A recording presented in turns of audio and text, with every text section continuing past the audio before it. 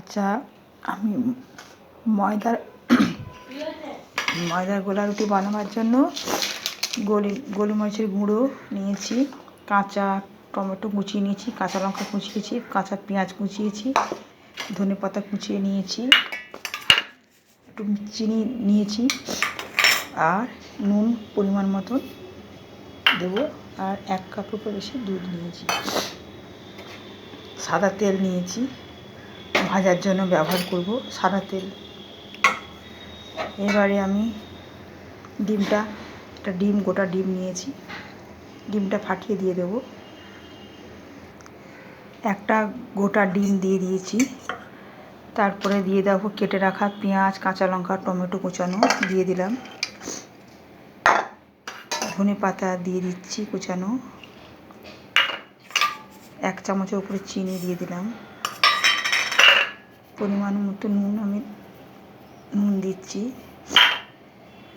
তারপরে একটু সাদা তেল দেব, ভালো করে গুলে নেব, দুধ দিয়ে দিলাম,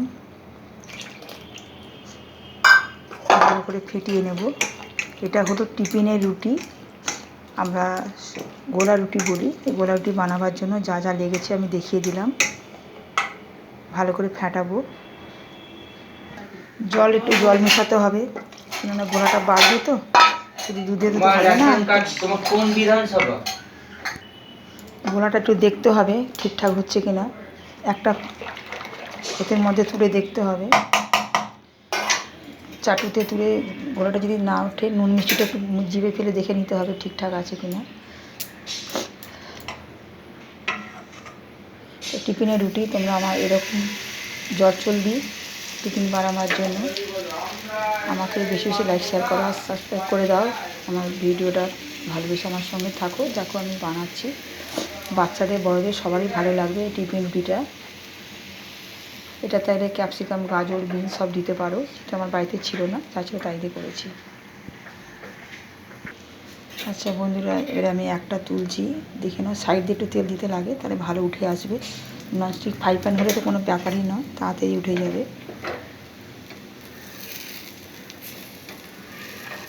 এই দেখো কী সুন্দর উঠে গেছে, এই দেখো এরকম লালচে হবে, দারুণ খেতে লাগবে। রাতে খেতে পারো ডিনারের সঙ্গে, ডিনার কিছু করার নেই তাই এটা করে বানিয়ে খেয়ে নিতে পারো, সকালে টিফিনে খেতে পারো, বাচ্চাদের স্কুলে টিফিনে নিতে পারো, বা যারা অফিস কাছারি করে তাদেরও ভালো লাগবে, যারা পছন্দ করে।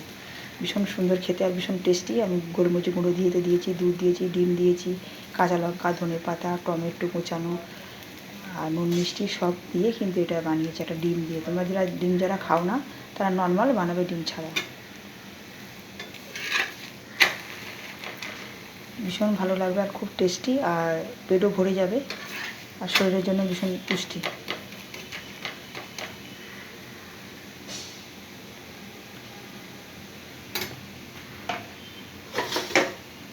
আমি একদিক উল্টে দিয়েছি আর একদিক হতে দিয়েছি। দেখো বন্ধুরা এইরকম উঠে এসেছে, এরকম তুললাম। ননস্টিক ফ্রাই প্যানে অল্প তেল দিলে হয়ে যায়, বেশি তেল লাগে না, সামান্য তেলে।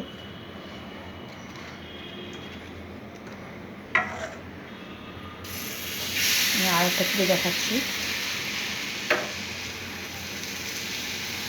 আস্তে আস্তে করে ফ্রাই প্যানটা ঘোরাবেন যাতে বাইরে না চলে যায়।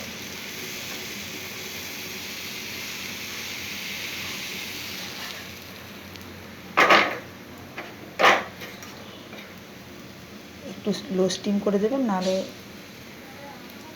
একটু সময় লাগবে পাকতে নিচের দিকটা, নাহলে পুড়ে উঠবে।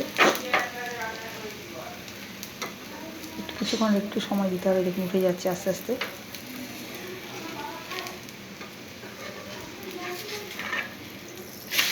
দেখুন বন্ধুরা এরকম উঠবে।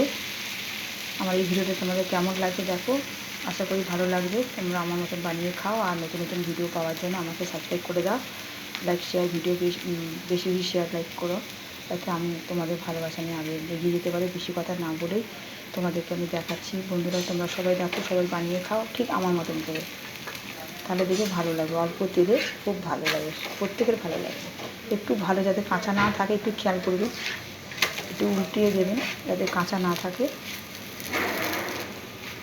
কেন ওই দিকটাতে সবজি থাকে, একটু সবজি দিয়ে বানান, খুব ঝিরি করে কুচোতে হবে, সবজি দিয়ে বানান ভীষণ ছোটো ছোটো। আমি একটু চেপে চেপে দিচ্ছি যাতে ভেতরটা ভালোভাবে হয়ে যায়, কাঁচা না থাকে।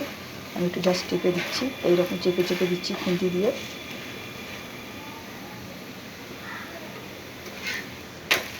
এই দেখুন এরকম হয়ে গেছে, খুব তাড়াতাড়ি বানানো যায়, উঠেও খুব সুন্দর এসেছে, যেহেতু ডিম পড়েছে সেটা তাড়াতাড়ি উঠে যাচ্ছে।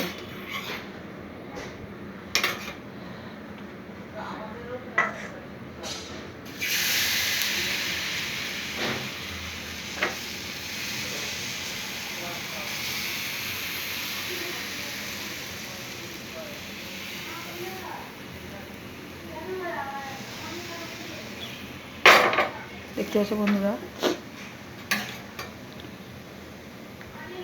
সাইডে তেল দিচ্ছে এই কারণে যা ভালো উঠে আসার জন্য।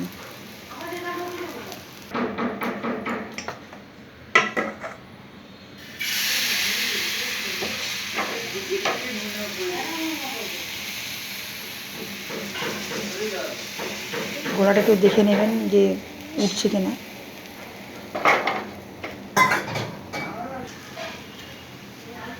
একটু সাইড দিয়ে তেল দিচ্ছে তাতে ভালো উঠে যাওয়ার জন্য, অল্প একটু দিয়েছি।